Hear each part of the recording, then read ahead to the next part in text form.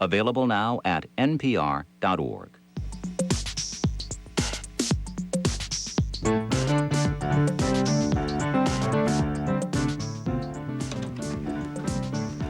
You're listening to KERA 90.1. We'll have sunny skies for the rest of today with highs of 63 degrees. Then overnight, it'll be clear with lows of 42. Tomorrow, mostly sunny with highs of 68. Right now, it's 59 in Wichita Falls, 56 in Dallas, 57 in Fort Worth. Good afternoon. I'm KERA 90.1 Program Director Abby Goldstein. In my opinion, the role of a great talk show host is to act as the setting that shows off all the facets and qualities of a great topic. The great host lives their content, is authentic and genuine. A great host is generous and gives the complete spotlight to the subject being discussed. Glenn Mitchell was a great host. Today we mourn Glenn's loss and celebrate his greatness with friends and colleagues. Parts of the Brain Trust join me in the studio: Dave Marquis, Tom Blackwood, longtime friend and colleague Norm Hitzges, and the great Gordon Keith. Good afternoon. Good afternoon. Dave, would you like to start today? Well, it's always been a great honor and a great pleasure to sit in this chair and speak into this microphone with Glenn. And to date, it's never been a greater honor and less of a pleasure. But there's not a model and bone in Glenn Mitchell's body, and so we will carry on through this with the kind of class and dignity and humor I hope that Glenn would have wanted. I was always a bit envious of Glenn's mind because it would search to the far corners of the earth. Glenn could sit and talk about the reasons oil prices are going out of control, and then the next hour he could talk about the orchestra, and then come back the next day and talk about the Cowboys or movies or books or Israel, or what in the world is George Bush doing in Mongolia, for heaven's sakes? And it would go on, and they weren't just topics Glenn brought to the table. They were topics Glenn liked to bring to the table because his mind was so inquisitive. This is the story I couldn't get through yesterday, but I'm going to get through it today. My daughter adored Glenn because when Glenn would come over, he would play word games, which she loved. Mad Libs, they would play. And when she was small, I guess 5 or 6-ish, we'd get in the car and I'd turn on the radio. And she would hear Glenn do a promo. Is that Glenn? Yeah, that's Glenn. And then we'd go someplace else and she goes, is that Glenn Mitchell on the radio? Yes, honey, that's Glenn. And then if it was on another station, she goes, is that Glenn? I said, no, honey, that's not Glenn. And she would look at me like, what's the matter? Because she thought any time that you pushed a button on the radio that the voice, it should be Glenn Mitchell. And that is what I feel like now in my broken heart, is that whenever you turn on the radio, you should hear Glenn Mitchell. Gordon? I came to this party a little bit late. These guys have been doing the Brain Trust for how many years? 10? At least. Longer. 12, I think, Mm-hmm. yeah. Yeah, and but Glenn called me a couple years ago and asked me to be a part of it, and I was so thrilled and so honored. I'd listened to him for so long, and it meant a lot to me that he invited me to be a part of this party and to be a part of his show, because I was such a fan of his, and I listened to his show. And he was always so kind and generous to me, and I will miss the frequent voicemails and emails and conversations I had with him as he would call and comment about something that I had done on the air, or I emailed him something about he had done on the air. Glenn was a great fan of the ticket. And he was, and he listened, and Norm, he was longtime friends with Norm, and he got to listen to us in the morning, and he was a really special person to know. I was with Glenn in the 70s. Glenn was my roommate for several years. And that was when KERA, thanks to the contributors to KERA, gave me $15 for doing Friday Morning Sports Spectacular. Yeah, and I called and I wanted that $15 back, too. Which was one membership fee. Half They a gave you membership one member fee. paid for Norm. There were Fridays we would leave the studio and I'd say to Glenn, I think we got overpaid today. And, of course, that program went on for many, many years. 15. Yeah. 15 years, every Friday. Never missed a Friday in 15 years. And the person who would always find me would be Glenn. When I worked at KABC in Los Angeles, we were doing 8 o'clock in the morning then on the air here. Well, it would be 6 o'clock in the morning there. And Glenn knew from our rooming together for several years, Norm goes nowhere without coffee. So he would always call me at 5 to get me up to make my coffee. And then he'd call me back in a few minutes to make sure I hadn't overslept, said gone back to bed. And then he'd wait about 10 or 15 minutes till he knew what coffee was in me, and then he'd call me back with the headline stories in Dallas that we talked about, then went over. You're listening to a special Glenn Mitchell show remembered this afternoon as we mourn the loss of Glenn and celebrate the greatness of his life. I love the fact that Glenn was a pro. He was a consummate professional. You talk to anybody in media, anywhere in this part of the country, radio, television, magazines, any media, they respect Glenn Mitchell. They knew a pro when they saw one. He came to work. He took his job seriously. He read the books. If you were ever a guest on his show, he was prepared for you. And yet, he was always ready with a laugh. He took the work seriously, could always laugh at himself and enjoy a joke. And he was the consummate professional.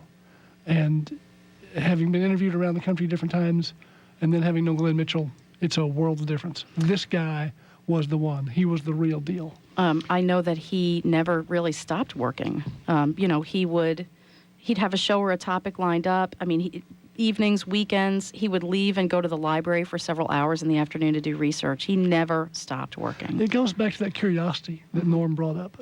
He had an amazing mind. He really wanted to know about everything. And the irony is that the Glenn Mitchell show was not about Glenn Mitchell.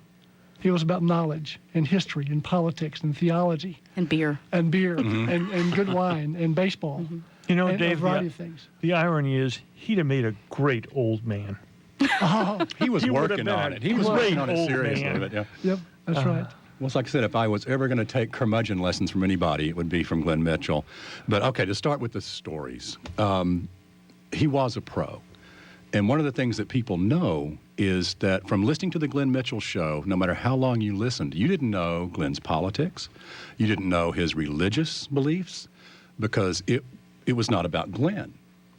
And the only time, I told this morning, that I ever heard Glenn come really close to losing it on the air on KERA was a woman called up and just, from the word go, just jumped him and called him, you liberal, blah, blah, blah, and bias in the press. And, call him a name was fine. But when she said bias, Glenn hit the ceiling. And it was, madam, you have never heard anything on this show where I have indicated to you my political beliefs, blah, blah, blah. After that show, I emailed him and made a smart comment about that. And he sent me back a copy of the letter that he wanted to send to this woman. It was the most literate, well-constructed, obscene series of insults and swear words. And it's beautiful. And I've got to go find on what disc that saved email is because it was truly one of the most brilliant essays in profanity that I have ever read. Well, like in anything else, he had such great taste, and his standards were high. He loved a good insult. Just calling somebody a name wasn't good enough. For Mitch, it had to be something that was really well done, well thought out, well constructed. The grammar had to be right. But if it was a good insult, he loved it. But he was not the kind of person who got insulting others. But if it was an insult, it had to be a good one. Your thoughts and feelings at 1-800-933-5372. Or you can drop us an email at gms@kera.org. Let's take some phone calls, if you will. We've got Ken Brack from Dallas, who at one time worked here at KERA, I think back at the very beginning of the station. Ken, are you there? I am. Hey, Ken. What would you like to say today? Well, I want to say hi to Norm and Tom and Dave. Ken, are you still driving my used Jensen Healy that I left here for you to drive when I went to New York? No. No. Not anymore. I'm afraid I've grown out of Jensen. I'm sorry to say. I started working with Glenn when the station first went on the air back in 1974. I was a part-timer. I was still in college and worked weekend shifts. And so I really only got to see him on the weekends, on Saturdays, when he did his blockbuster shows, which are infamous, are famous throughout the Dallas-Fort Worth area.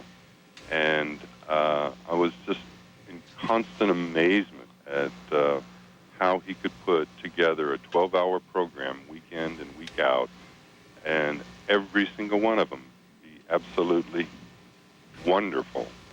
The information that he passed along, the tidbits of information that he had were just just astounding. The other thing that after I got out of college and I went to work full-time, I was the production manager there, and I had many an opportunity to record interviews that Glenn had, and with authors traditionally. They would come in usually at the end of the day, because we were a PBS station and kind of low on the list of these folks initially.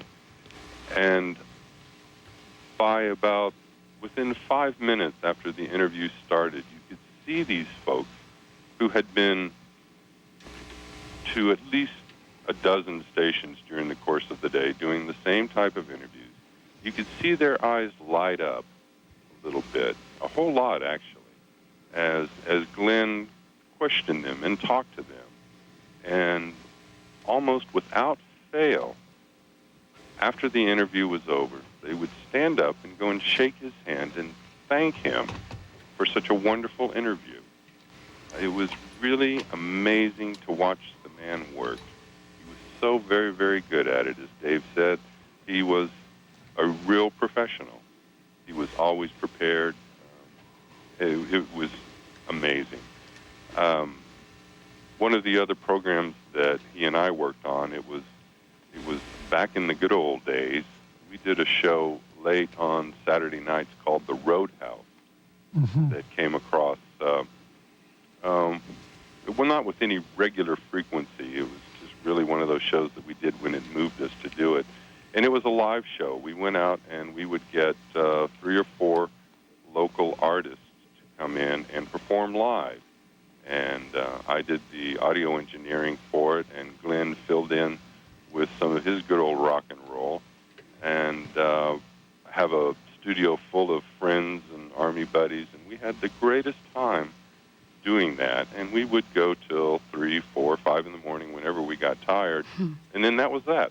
And we would do it again in another 6 weeks, and that was a lot of fun for me to work with him like that. 'Cause that was a side of Glenn that a lot of people didn't know was his roots in rock and roll. Yeah, thank you very much for your remembrances, Ken. It's very, very good to hear from you. I know. Thanks, Ken. I know that when I first started managing Glenn, I went to a workshop on what makes a great talk show. Well, a lot of stations across the country have a local call-in show, and they ran down a list of qualities that make a great host. Is your host authentic? Do they live the content? Do they actually read the materials for the interviews? And every single thing that they checked off the list, I would think, yep, that's Glenn. Yep, that's Glenn. Yep, that's Glenn. I mean, No, that's not Gordon. No, that's not Gordon. No, that's not. I was on his back about putting together a promo for this show. And I said, go back and take the tape for every author, every person, and take the snippets out. And where they said, I've never gotten that question before, or what a great question, or obviously you've read the material. Take those snippets from all these different areas, and when they commented on what a great audience you have, what great questions I had. This show has been a pleasure. I was saying, go get that and put that together for a promo, because that says what this show's about, is how, And he goes, oh, yeah, I'll do that. Oh, yeah, So. Yeah. One of these humility days. there. Yeah. We have an email from Dave Bolt, a car guy that's been on the show many, many times. As a longtime listener, I was continually impressed by Glenn's command of his subject matter. As a guest, I was immediately impressed by Glenn's gracious hospitality. He had mastered the art of discourse and made what can be a challenging, largely unscripted hour seem incredibly easy. My time spent on the Glenn Mitchell Show is and always will be at the top of my resume. Thanks for the opportunity to be a very small part of it, Dave Bolt. And I think that's another thing Glenn did very well, is putting the guest at ease, putting people at ease and allowing them to say their piece, speak their mind, and feel comfortable in front of a microphone. Well, Glenn was unassuming. He was unpretentious. It's one of the things I love about the guy is that he was just so straightforward. And in an age when everything seems to be over the top and all about ego, Glenn was the opposite. He played it straight and was unassuming and understated, and I love that about him. He was so unpretentious and yet so brilliant. I told Gordon a story this morning. I go back with Glenn probably further than anybody around. Yeah, I guess yeah.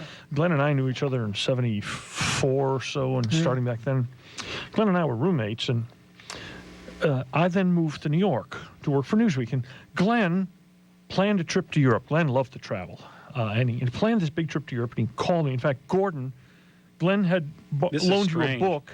Yeah, right out here in his cubicle area. I was looking through after the Brain Trust one day, and there was this book on contemporary philosophy that I wanted to borrow from him, and he said, sure, go ahead and take it. I found a letter that was tucked in this book, and it was a letter from that trip that he visited with Norm as he was going to Europe. Mm-hmm. He stopped with you and hung out with you in New York. Mm-hmm. And this was a letter from that trip in 1978. And I start telling Gordon the story this morning, and he produces the letter that Glenn wrote during the trip. And Glenn loved horse racing. He loved horse. And we used to take these trips to Louisiana Downs for the state. Legendary. 2 bus loads. They were just fantastic. We went down there in handicap horse. I could tell you loads of stories. But Glenn comes to New York. And I said, Glenn, let's go to Belmont. Oh, you bet. Let's go to Belmont. Out to Belmont we go. And Glenn's leaving the next day, and, he's out there. And about the 6th or 7th race comes along, and Glenn's trying to make a case for this horse. And I'm trying to make a case for this horse because we love to handicap together. So Glenn says, and Glenn would always use the name of the horse. And I would always use the number. I like the 7 horse. Glenn would say, well, I like this horse, Exponential. I like the 7 horse. Well, we have about 10 minutes of this passionate, and we don't convince each other of anything. So Glenn goes off to the window and bets his horse and some exactas. And I go off to the window and bet my horse. And they're getting ready to load the gate. And I said to Glenn, I said, well, we're going to find out in just a minute whether you were right about the 5 horse or I was right about the 7 horse. And Glenn said, what? I said, well, they're loading. We're going to find out if you were right about the 5 horse or I was right about the 7 horse. He said, I bet the 7 horse. He had heard me say 7 so many times that when he got to the window, he bet the wrong horse. The horse wins at 8-1. The 5 or the 7? The 7. Oh, okay. My horse wins. And Glenn's got like a $20 win ticket on it. He's got like a $5 exacta. And now remember, this is 1978. And he collects like $450 or $500 on the races, I recall. And he says to me, this is a whole week in Europe free. We've got Bob Ray Sanders on the line. Bob Ray, thanks for joining us today. Sure. Man, I tell you, to hear Norm Hisker's voice on KERA again, it's great. I'm sad it's under this circumstance, but man, oh man. Bob Ray, you and Glenn worked together at the very beginning of KERA's going on the air. Is that correct? That's true. And the way it was in those days, and of course Norm obviously can attest to this too. If you came up with an idea, you went on the radio and did it. I mean, whether it was a blockbuster idea, I mean, literally a blockbuster idea for Saturdays, or if it was a special programming idea, you did it. Glenn was always doing that. Even before I was actually working for the radio station in TV, was often coming over, bugging, saying, hey, I got this idea that I want to do on radio, and I had a chance to do it. And then, of course, later, when I became manager of the station, Glenn was program director. We just did some exciting things. Radio is still exciting, but in those days when, we were in those old Quonset huts, we remember. The Little Red Schoolhouse, and I don't know how that stuff even stayed together, but somehow great programming kept coming out of it, and mostly due to Glenn, who had a handle on everything that we did. From the sports that Norm was talking about to the classical music that we did in those days. He knew jazz and obviously baseball. He was just incredible to be around. Yeah, he was, Bob Ray. Yeah. Those were fun days, weren't they? Oh man! Yes, they were. And in those days when pledge drives, we could literally go on. We needed money so bad, man. We were holding people hostage. I'm serious. We say, hey, wait a minute, we're going to be here for a while, folks. So just get ready. And the pledge break could last almost an hour sometimes because we had to raise that money. Glenn was not shy about asking for money. He loved radio. Very loved good at radio. it. Yeah. When we do pledge breaks, I love stories, and there were some ones that had become popular, and I would call and say, well, hey, have Norm tell this story, and Glenn would say, have you pledged? He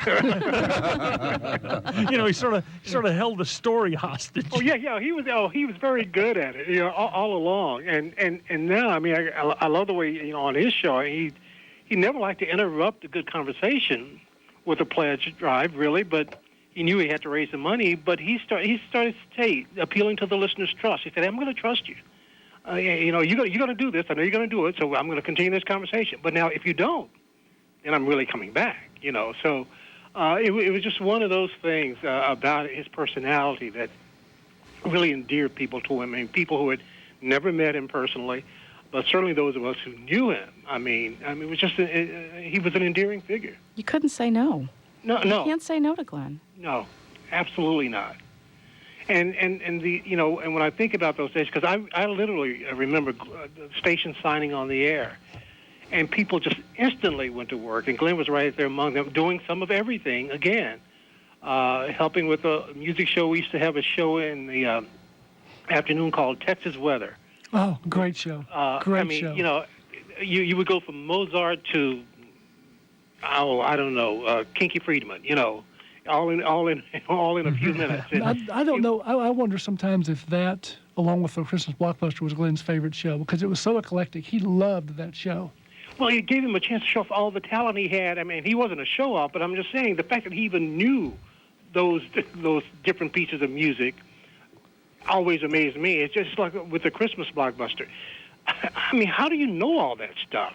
I mean, you can spend hours and days and weeks in the library and still not come up with that kind of just things that Glenn just knew off the top of his head, and he had this vast collection of things that he could pull together. If you look at the live guests he's had here recently, from Pink Martini to the Indian Classical Music Society, I mean, Glenn could probably name you the 3 most important albums released in the history of Hawaiian nose humming. I mean, he just knew. And classical music, he would say, oh, yeah, well, it sounds sort of like, Haydn's Fourth Wednesday. And I just go, yeah, it does, because I had no knowledge. Oh, absolutely. Very knowledgeable. Incredible knowledge of stuff. Encyclopedic, We need to get either Jack or Harry on the line from the old Jack and Harry's Rock and Roll show. Oh, yeah. We Jack need to get Vroom? Jack Vroom, get that guy on the line because he was here back a long time ago with Glenn. Well, see, rooming with Glenn was a part of all of this. You'd get up and you'd hear classical music, and you think, I wonder what that is. And then you'd hear rock and roll, and then you'd hear Crack Up in Las Cruces with Kinky Friedman, and Michael Murphy song. and you'd hear country music, and Glenn and I always had this tradition. We lived together in this big house, and obviously there's a question of who does what when you're cleaning up the house. So Glenn and I devised how we'd clean up the house. You did it all, he did nothing? Oh. I was going to say, you got Glenn to clean a house? I wore the apron. This is a good one. We would arrive at Saturday morning, and we would take 1 hour at 9 o'clock, and we would start cleaning, and we'd stop at 10, period. The house got an hour, and if that wasn't enough, that's where we'd pick it up the next week. 1 hour is what the house got. That's it. You talk about rock and roll. That's the first time I ever heard the name Glenn Mitchell. Was in the early 70s when it was the beginning of FM radio, FM rock and roll radio. And Glenn Mitchell used to be one of these guys. This is the Glenn Mitchell Show on KFAD. We're going to play a little Fleetwood Mac. And it's like, oh, my gosh. And so then for that, for him to become the Glenn Mitchell that we all eventually knew and loved, it was so different because you just think, and he did have long hair. Oh, my goodness. I know. And I'm sure he smoked cigarettes in the control room, too. Either that or cooked seafood. I don't know. See, Glenn could be really twisted, though. And see, Gordon's twisted. He is. Gordon's twisted, but that's part of the appeal of Gordon Keith, how twisted he is. And we all have a little bit of that in us when we were youth. So we had this big house, and the landlord didn't care what we did to it because it was going to be torn down in 3 years when it was passed on in an estate. So, Bob Ray, you've been there. And we put together the Richard M. Nixon Memorial Reading Room in the bathroom with pictures and everything. Walls, ceiling, everything, the mirror and pictures, and you could look and be right in the mix. And we wrote to the White House, and Ron Zeller, is that right? Sent back a letter, and we had it in the bathroom. Ziegler. I'm sorry, Ron Ziegler. And Glenn was just wonderful. You could say, and then we had this room, a dining room, where we collected stolen menus. Whenever we go to a restaurant, we'd ask for a menu. Remember that, Bob Ray? Yes. And the house had grottos in it. And But you tried to clean them on Sunday morning or Saturday morning. one grotto, I said, Glenn, do you know where I can find a little chair? And he said, what? I said, a tiny little chair. He said, what do you want a tiny little chair for? And I said, well, I got a thing for this. We're doing this grotto, and what it was Santa Claus hanging by his neck with the chair kicked over, which is our twisted way of looking at Christmas one year. But that house was a hoot, wasn't it, Bob Ray? Oh, it was great. I mean, it's some fun gatherings at that house. Yes, indeed. It was really amazing. But you know, one of the things I was thinking about this morning, I mean, when I think about some of the innovation, you know, you don't see much in broadcasting anymore. But, you know, BBC, we were one of the first stations to carry the BBC. And that was Glenn's idea, as I recall. You know, we can do the BBC at 8 o'clock every morning. And we did. You know, and of course, we used to get people who would complain, why you got this on here? We don't want it the BBC. Well, Glenn would say, well, you need it. You know, you need to hear what somebody else has to say about what's going on in the rest of the world. So we did that, and we were one of the first stations, if not I think we were the first big station in the country to sign on to Morning Edition. Most of the big stations had their classical music programs that they were not willing to give up. And we signed on very clearly, and we were sort of the poster child for Morning Edition that NPR took to the rest of the country. And we went on the very first day it signed on. A lot of stations didn't come on until weeks or months later. So, Bob Ray? Yes. Could you run down for us the talent roster? It's just amazing. When this station opened, I mean, you look at you and Norm and Glenn and Steve Prophet. Prophet. Yeah. Oh, yeah. It's an amazing lineup of Tony people. Garrett was our first program director, who was a longtime radio guy. Mm-hmm. We had old Jim Lowe. Oh, man. Who, you know, that I remember listening to, because my father used to always listen to his Library of Laughs on WRR. But here he was over doing a big band show for us. We had Butch Johnson of the Cowboys did a jazz show for us. I mean, it was you know, we just attracted people like that, and people who did the blockbuster. I mean, just about every name you can think of, you know, had something special, a certain kind of music or certain spoken words that they wanted people to share with. 12 hours worth. And Bob, I remember Steve Singer would come over from TV to do some things occasionally. He went on to produce Ed Bradley's 60 Minutes segments for years on 60 Minutes in New York. Without a doubt. There was about a 2-year period where, and this was how we did the news, where the people who were hired to do news for television actually did news for radio. They come in with their stories every afternoon. Either I or Glenn or somebody would interview them about what they had found and play it the next day in the morning on the morning program. So, and that list of newsroom crowd, you know, that crowd from, you know, Lee Cullum and Billy Porterfield, Billy Porterfield and A.C. Green and all of those folk. Incredible rundown. You know, I'm going to bounce a thought off y'all. Glenn Mitchell had too broad a mind to be commercially successful. Indeed. That show would have never worked in commercial TV. There wasn't enough vitriol. There wasn't enough far right, far left, far high, or far low to work. Glenn found the perfect place, a place that would let him do anything he wanted with his mind. That would have never worked on commercial radio. Oh, no. Yep. Of course, Norm, we used to say the same thing about you. And now you proved us wrong. Well, the first thing you guys surmised was I wouldn't work anyplace. Tony Garrett had me on one Friday, first Friday, and he said, "Do you like doing that?" I said, "Yeah." He said, "Would you like to do it again?" I said, "Yeah." He said, "Well, next week, throw away all those bleep, bleep notes." And soon Glenn was in the mix, and off we went. And it was a great. That pairing of you and Glenn together was just incredible, because he knew you so well. I don't want to say that you were the Johnny Carson, he was the Ed McMahon, but to some degree, it was that kind of flow, and he just kept feeding you those lines. Glenn could have been either. He could have been the Johnny Carson, or he could have been the Ed McMahon. I'm just glad he recovered from your suicidal Santa Claus in the house to actually do a decent Christmas show every year. That's why he did it. Yeah, to get a tone. That's right. Bob Ray, thank you so much for spending time with us today. Glad to do it. Thank you for doing this. Thank you. Okay. Take one, and I got a story.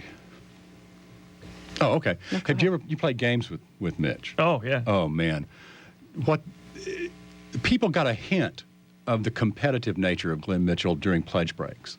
My show can raise more money than your show. He would I'm set win. goals for himself. Incredibly competitive person. This goes back 20 some odd years.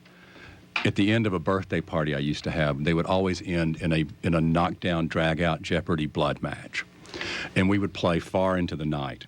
And when Trivial Pursuit first came out, 20 some odd years ago, we were playing in a wire cage match, and it was getting down to the end, and it looked like I was going to win. And come to find out, in that original edition of Trivial Pursuit, 20 of the answers were wrong. It just so happened that Glenn drew the card, asked me the question, I gave the answer, he said no, and I knew that I was correct. I started ripping reference books off the wall and pointing to the right answer, and he just said, no, I'm sorry, that's not what's on the card. And I said, no, I have this correct. He goes, I'm sorry, that's not what's on the card. And so I said, you know that I'm correct. You know that. And he goes, yes, you have the correct answer, but you do not have the right answer. And he got so legalistic on that, he would not give me credit for it, and that's the closest we ever came to blow in 25 years. But You are listening to a special remembrance of Glenn Mitchell. I'm Abby Goldstein. I'm the program director here, and I'm joined in the studio by members of Glenn's Brain Trust and his closest friends and colleagues. You can share your thoughts and feelings with us at 1-800-933-5372, at gms@kera.org, and we have a forum on our website where people can log on and type comments and share their thoughts and feelings at KERA.org. We have a couple of emails I'd like to get to. This is from Bob St. John in Louisville. Glenn Mitchell fostered an inclusive community among the regular listeners of his audience. As I posted on the KERA forum, Glenn would tell guests that this is the smartest audience in radio.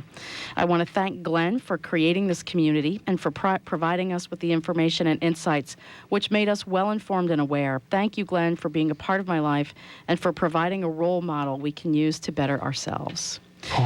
Natalie writes in. How many years were we entertained by Bob St. John? It's hard to say. That boy writes, doesn't he? Yeah. Very well put.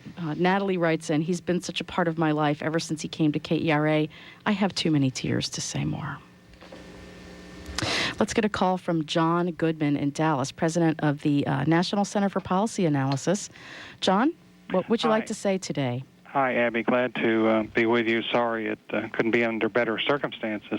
You know, there's another side to Glenn Mitchell that many of your viewers may not know about. He was actively involved with the NCPA, our think tank. At one point, he was an employee, and then as his duties at KERA expanded, we continued to contract with him to do things. He edited a book on Cato's letters. Those were the letters that were so instrumental in making possible the adoption of the U.S. Constitution. The last 3 years, he edited a volume we put out every year reporting on economic freedom in the 50 states and in the provinces of Canada.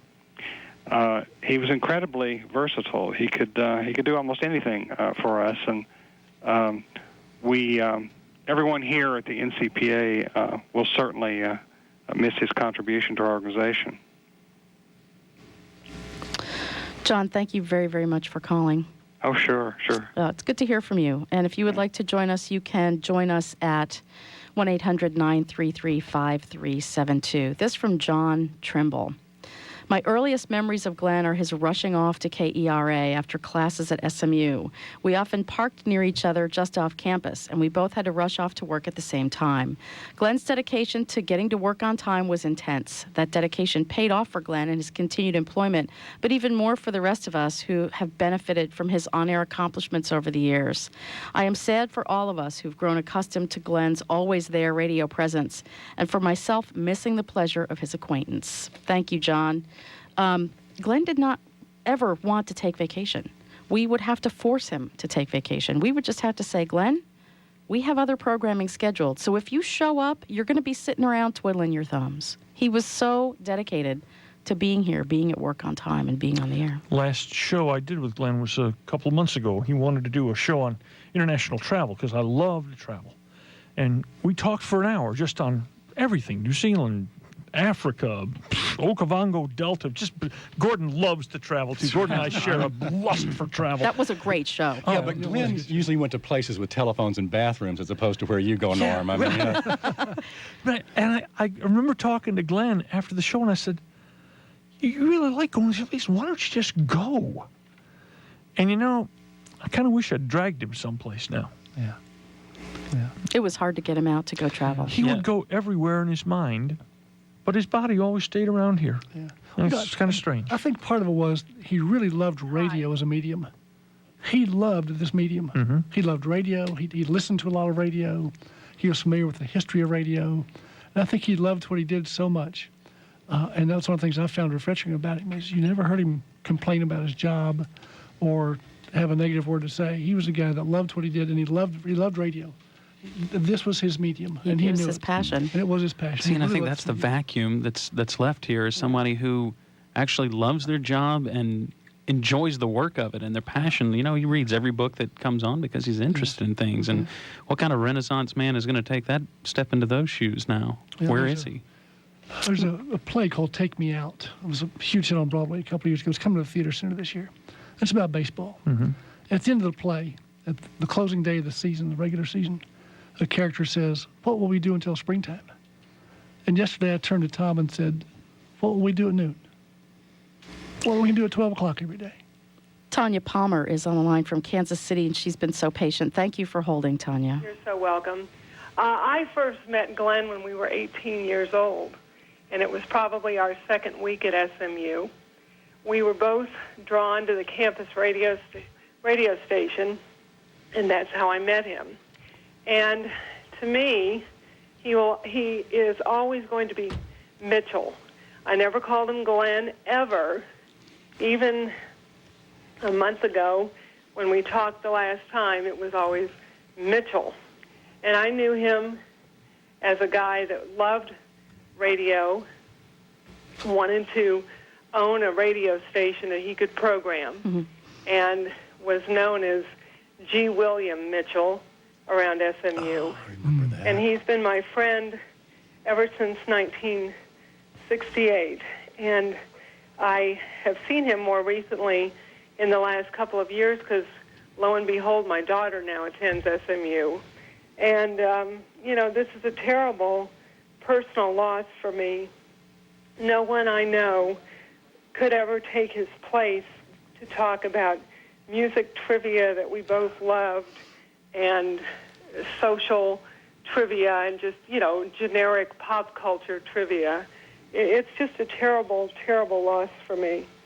And I just wanted to call in and tell you that I knew Mitchell when, and I think, if my memory is right, you guys, he did a late-night weekend shift on underground radio on K-News, Gordon McClendon's FM station, back in the late 60s and early 70s. That sounds familiar. Yeah, because I think he may have gone from KFAD to... if there was a broadcast tower, Mitchell was on it somewhere, sometime. Well, and I know, he did late night and overnights on commercial radio, KRLD, in the market as well. Let's get a call from John in Dallas. John? Yeah.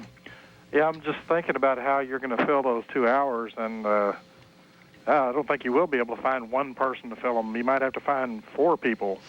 Well, John, it's just so soon. We haven't had a chance to really think and talk and discuss what we're going to do at this point. But I guess that's the point. He had such a wide variety of interests and things that he was knowledgeable about. It's hard to imagine that you could find somebody with that variety of interests, to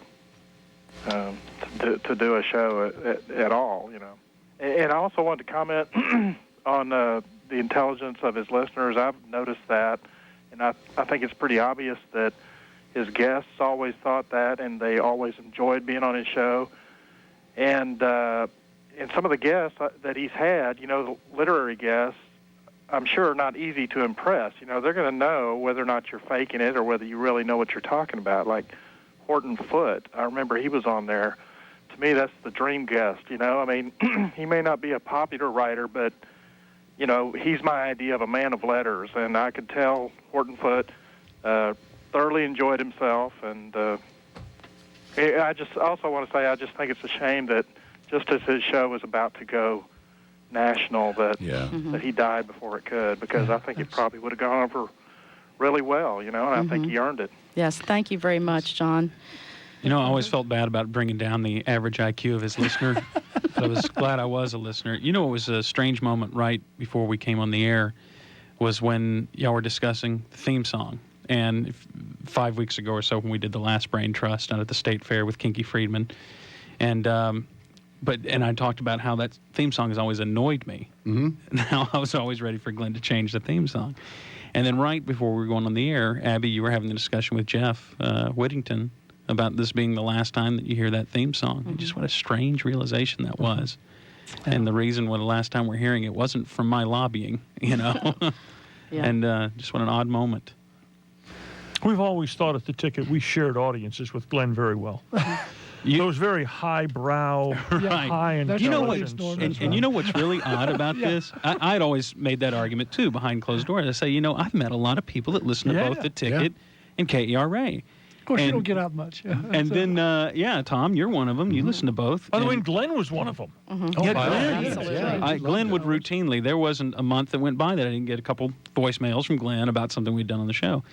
And then there was a book. I don't remember how long ago it was. About a year ago. That when they were the P1 to our station, the P2 station was KERA, and I saw it as sweet vindication of everything that we'd been saying all this time, Norm. So you guys share audience with us, but we don't share audience with the Ticket. Right. One thing about this amazing variety and the intelligence of the audience and so on that has always impressed me is that Glenn never did management gurus, self-help books, the latest diet fad. Wouldn't have anything to do with it. No pop psychology. No pop psychology. You could hear it on his outgoing voicemail. His outgoing voicemail was great. The litany of things he didn't know. Astrology didn't have any interest for him at all. Or anything having to do with alien visitations. No. So this great broad variety, but all, even the fun part, had some meat and potatoes to it. There was some substance to it. There was no fluff, no trendiness, and yet still covered an enormous amount of variety. We have an email from Chris Land. He says, I had always dreamed of winning the big score in the lottery because I would have become a corporate underwriter for the Glenn Mitchell Show. My underwriting announcement would have been, the Glenn Mitchell Show is brought to you by Chris Land because I do want to know everything. Anything you ever wanted to know. That's what I was trying to write notes for this occasion. And, again, like I say, you don't know Glenn's politics. He never talks to you about his religion. Yet he can quote Aquinas and John Calvin. But I just thought that, okay, now Mitch may be in a place where all questions are answered and all knowledge is revealed. But he also may be quoting Bill Parcells. That's true. That's right. I was thinking today who he's interviewing right now. He's interviewing Truman or, a whole long list. He's got his Lincoln list up there. He's interviewing right now. Let's get a call from Austin Bay. Austin, a regular guest and friend of Glenn for 30 years. Austin? Hi. Welcome to the show. I've been listening to the discussion. So many great memories. And Glenn was a man with a comprehensive mind, polymathic talent, and polymathic interests. I can confirm he had a show on KNUS. As a matter of fact, I went down there a couple of times when he was doing that weekend show, and I remember early one morning, I think it was about 1 a.m., he played Cream's I'm So Glad Jam and got a phone call from Charlie Waters, as I recall, and I was sitting there in the control room with him. I also think that I must have been on various shows with Glenn, starting when I showed up on a KSMU show that he had back in 1969, and I think the last time I did a show with Glenn was fall of last year. We did a discussion after I returned from Iraq. I think I'll tell one quick story about him. 1985, I was in Dallas. I was on a book tour. I wasn't on a radio show with Glenn. It was someone else there at KERA. But Glenn says, Austin, you're going to have to face hostile interviewers, and I'm going to train you and prepare you for a hostile interview. So we went into the KERA TV studios. Glenn got a friend of his who was a cameraman, and Glenn says, first, I'm going to be me. And he asked me a series of questions about one of the books, and it was Glenn. And Glenn had read it. Then he says, now I'm going to do Dan Rather. and he did Dan Rather. Then he imitated Peter Jennings. Yes, we have And then David. at the- Sorry, at we the have end- David Johnson on the line too. And then at the end, after Glenn had done all those, the best was Glenn. There was no question about it. I wish I had that tape. I don't, but I sure have the memory. Austin, when you call back again, please, Glenn's gone. Don't use words like polymathic. We're all. I mean, Glenn would have understood that and gone right on. We'll start training a I think host. that he was. I think he would have been very proud that the Glenn, word though. eponym appeared in his obituary in the morning news. That's right. We have David Johnson on as well, and David, you go way back with Glenn as well, and Norm as well. How are you today, David? Well, I'm doing better than I was yesterday. Yeah. A lot better than I was yesterday. Glenn had fought this problem on and off for, 15 or 20 years. But, I don't think any of us ever really thought it was going to get him. So that was really quite a shock, a remarkable shock. But it's good to have all of you guys together, and the memories are good, and they're flooding back on me. But I will tell you, I will argue that while I agree with what I've heard here in the last few minutes, because I've just been on here the last couple of minutes listening, is that this was the perfect venue for him, and it took absolutely too damn long for it to develop. He should have been doing this show, 20 years, 25 years rather than 10. But he could do anything. And when I was doing the nightly news show on Channel 13 News Edition, and they wanted to spin us off and start a show called Business Edition. And we needed some more, we needed people. And the suggestion was we take a business writer and turn him into a media person, a television person. And I said, you don't know the business writers that I do. You can't do, these are the driest human beings that there are. This was obviously long before Jim Cramer or whatever else. And I said, I know who can do it. Mitch can do it. And, Glenn became a business reporter just overnight. And he was fabulous.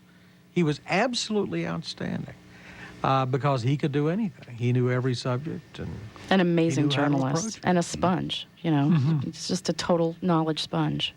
Yeah, but I mean, it really gets down to what, ideally doing what you want to do. And I think for the last decade doing this show is Mitch got, everything he wanted. One of the best things you can do is do a job that you really enjoy and then being able to share it with other people. I mean, Glenn liked to read. Glenn liked to, and you're right, he was a sponge. He liked to knew everything that was going on, read every book. But then the ability to go the extra mile and be able to talk to the writer, and debrief the people who were making the news. Boy, that's the coolest thing in the world. And so Glenn was in heaven. Dream job. And I'm sure, you'd ask Glenn, do you like it? And he, in his quiet moments away from Jeffrey Luxinger, he would say, I can't believe they pay me to do this. Yeah. When I first came in as program director, he made it apparent that he wanted 2 hours. At the time, it was a 1-hour program. And, he was doing everything by himself. He didn't have a producer. And, it's a lot of work. It's booking guests every day. It's researching the topics. It's prepping and doing all the reading that needs to be done. And I said, Glenn, I'm not willing to take your program to 2 hours until we can hire you a producer because I feel like I want you to have enough time to do the adequate preparation for 2 hours. He said, no, forget it. If that's the stopping point, just give me 2 hours now. I'll do it. I'll make it happen. And I think he would have worked 25 hours a day to have made it happen. Of course, we were proud and honored to be able to bring a producer in for him so that we could take him to 2 hours. And I'm sure he was reluctant to delegate, too, because he really enjoyed doing what he did. I think at first he was reluctant, but I think then he realized the benefits of being able to spend that much more time reading and being prepared and was able to turn over the reins. Yeah. Norm, you're right. We should have talked him into more vacation. Yeah, we should have, Dave. We should have dragged him to Africa, David. Yeah. We talked about vacations a lot. He would have loved Africa, actually. Yeah. But we did. I mean, Glenn would call and he was kind of contemplating. He'd plan about 3 years out, and we'd start talking about trips, and those would become very long conversations indeed. But we should have dragged him on more of them. How often did he end up traveling? Not much. Maybe once a year he would take a vacation. I think the last few years it was Cape Cod. Although they did go to Paris 3 or 4 years ago, I think. He really loved that. Yeah. And it was hard to get him out of here for 2 weeks. But Norm, did you tell him the story about him passing through when you were living in New York? Yes, in the horse race. Yeah, we got that one. Get his grub steak? Yes, just grub steak for Europe. By the way, I should tell you, David Johnson has the same kind of bizarre sense of humor. I had major surgery a couple of years ago, and we had no idea what was going to happen in the surgery. And David brings me a book before the surgery, 1,000 Places to See Before You Die. That's encouraging. That's the kind of thing Glenn would have done, too. Well, I wanted him to note the checklist and that he really had a lot of places left. We've got we have another fellow sports broadcaster on the line, a longtime friend of Glenn and made many appearances on this program. Eric Nadel is on the line with us. Eric, welcome. How are you, Abby? I'm just fine. We're doing our best today. Thanks for being part of this special show. Well, it's my pleasure, and it was always an honor for me to be on Glenn's show. I don't do a lot of talk shows. Most of the radio stations I've worked for have always forbidden me from being on talk shows, but I always convince them to let me be on Glenn's show, public radio and all that kind of stuff. But in truth, it was an honor for me to be asked to be on that show. Considering the guests that he had, I was a regular listener, and his questions were always so different from what everybody else wanted to ask. And, he loved baseball. He also loved doing interviews. And I always felt that I learned so much about interviewing people from being on the show. And I always hoped I could go in and do the show live with him. Sometimes he'd call. We'd be on the road when the season was starting. But at the end of every show I would do with him, invariably I would think, someday I'm going to be that good at doing interviews. And then there was one time I needed to ask Glenn for a favor. I was part of the group that was trying to get the first leash-free dog park established in Dallas, out at White Rock Lake. And a lot of city officials were rather reluctant to make changes in the leash laws and supply the parkland and all of that sort of thing. And Glenn was willing on his show to have an on-air forum on the subject of whether we should have a leash-free dog park. And the response was overwhelming. As usual, the audience, came up big, great questions. All of the concerns, I think, were addressed. And I think it really helped overcome some of the reluctance that people might have had. Well, also, I'm surprised, did he let people talk about anything but dachshunds? Yeah. Weimer honors. Because I think he was, the free dachshund movement, he would have been behind. Yeah, he did have a vested interest. And when he heard there was going to be a separate small dog park, then I think he went for it even more. I just wrote a note, Eric. It's too bad Glenn is gone because I was hoping he'd do, should we have a leash-free city council hour? He's the guy who could have done it. Absolutely. He was definitely a dog guy, no question. He was a dog guy all the way. But it was, again, it was a pleasure to be on the show, and I've really enjoyed listening to this hour with all of you who knew Glenn better than I did, but I felt I knew him well enough to appreciate, he was truly a warm, kind human being, on top of his obvious talent and intelligence, and I just admired him so much. And you know what a great fan he was of yours and of baseball in general. I mean, he was a great baseball fan and used to tell this great story about his grandfather listening to the Cardinals. And during the great years, his grandfather would ask him to come sit on the back patio and share the great glory years of the Cardinals with his grandson. And during the lean years, his grandfather would sit out there with his elbows on his knees and his head kind of down. He'd just mutter about the Cardinals. And so Glenn has this great memory of his grandfather being exultant with the Cardinals or muttering all through the broadcast. But he was a great ball fan. He loved baseball. He was a great guy to go to the ballpark with. We spent many nights at the ballpark. We talked about that because my grandfather in Los Angeles was the same way with the Dodgers. It was sitting on the back patio listening to the ball game. You know something else this brings up? Glenn loved to eat. Mm-hmm. One night he brought a box of ribs to the ballpark. And Blackwood and I and Glenn, we'd chow down on ribs while we were watching the Rangers. Can we continue this conversation in the next hour? Please. Okay. Yeah. We are remembering Glenn Mitchell today. You're listening to a special program.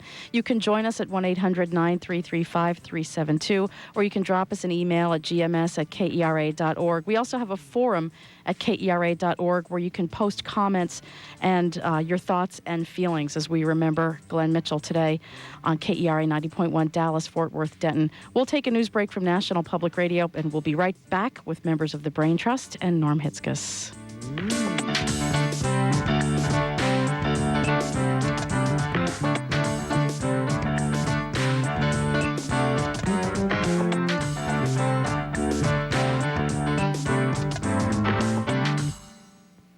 From NPR News in Washington, I'm Craig Windham. General Motors says it will shut down 5 assembly plants as part of a round of closings involving at least a dozen facilities. 30,000 jobs will be eliminated. That will affect more than 25% of the automaker's total manufacturing workforce in North America. One of GM's 2 Saturn assembly lines in Tennessee will be closed, as Jacqueline Fellows of member station WPLN reports. Spring Hill's Saturn plant will cease production of the Saturn Ion by the end of 2006. The Ion and the View are the only 2 models currently made at the plant, which is in a suburb 45 miles south of Nashville. It's unclear how many of the plant's 5,700 jobs will be eliminated with the line shut down. GM spokesman Stefan Weinmann says details are still being worked out, but he says GM is confident in the Saturn product line. Saturn as a brand is very, very well taken care of. It continues to be an important cornerstone for our brand portfolio. The local United Auto Workers Union says GM is committed to bringing a new line to the plant. For NPR News, I'm Jacqueline Fellows in Nashville. Vice President Dick Cheney is the latest administration official to dismiss calls for a withdrawal of U.S. troops from Iraq and to criticize lawmakers who have accused the administration of manipulating pre-war intelligence to build public support for the war. He called such allegations reprehensible. The flaws in the intelligence are plain enough in hindsight, but any suggestion that pre-war information was distorted, hyped, or fabricated by the leader of the nation is utterly false. Cheney was speaking at the American Enterprise Institute in Washington. American troops opened fire on a minivan north of Baghdad today, killing at least 3 people, including 2 children. The military is calling the incident regrettable and tragic. NPR's Peter Kenyon has more from Baghdad. Iraqi and foreign civilian drivers generally try to keep their distance from U.S. military patrols. American forces are constantly on alert for suicide bombers and are authorized to fire on any vehicle they believe to be acting suspiciously. The U.S. military says soldiers at a roadblock near a military base near Baquba, northeast of Baghdad, tried to wave down a minivan filled with Iraqis. When it failed to stop, the military says the soldiers opened fire. Survivors said the Americans shot at their van without provocation, killing and wounding members of a family on their way to a funeral. In Cairo, an Arab League meeting on Iraqi reconciliation ended with a compromise statement. Iraqi President Jalal Talabani went from the conference to Tehran, where he became the first Iraqi head of state to visit Iran in decades. Peter Kenyon, NPR News, Baghdad. A Nike corporate jet with 7 people aboard, including 3 senior executives, developed landing gear problems shortly after takeoff today. The aircraft is preparing to make an emergency landing in Oregon. Wall Street at this hour, the Dow is up 24 points at 10,790 at moderate trading. The Nasdaq Composite is up 5 points. This is NPR News from Washington. Israeli Prime Minister Ariel Sharon has asked the country's president to dissolve parliament and call an early election in hopes he will win as head of a new centrist party. The move came after Sharon quit the hardline Likud party, which has been split over the country's pullout from the Gaza Strip. A new report by UNAIDS and the World Health Organization finds there were 5 million new infections of HIV this year and more than 3 million AIDS-related deaths. Lisa Schlein reports from Geneva. The report finds new evidence that adult HIV infection rates have decreased in certain countries. They include Kenya, Zimbabwe, Burkina Faso, and Haiti. UNAIDS senior advisor Karen Stanecki says changes in behavior have played a key part in lowering infection rates, including increased condom use, as well as nationwide HIV information campaigns, greater access to voluntary HIV testing and counseling, and increased mortality. The report says people with HIV/AIDS are living longer because of antiretroviral therapy. A case in point is the United States, where at the end of 2003, the number of people living with HIV exceeded 1 million for the first time. For NPR News, I'm Lisa Schlein in Geneva. President Bush is flying back to the U.S. after completing his Asian trip in Mongolia today. It was the first ever visit by a U.S. president to that country. Mr. Bush praised Mongolia's young democracy and thanked the government for sending troops to support the U.S.-led war effort in Iraq. Mr. Bush made a stop in a mountain valley where he was entertained by Mongolian musicians playing horsehair fiddles, and he was given a taste of fermented mare's milk, the traditional drink of Mongolian nomads. I'm Craig Windham, NPR News in Washington. Support for NPR comes from the Ford Foundation, a resource for innovative people and institutions worldwide. On the web at fordfound.org.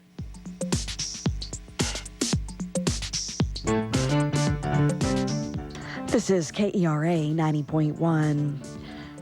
We'll have sunny skies for the rest of today. That high should be up around 63 degrees. Then overnight, clear skies and lows of 42.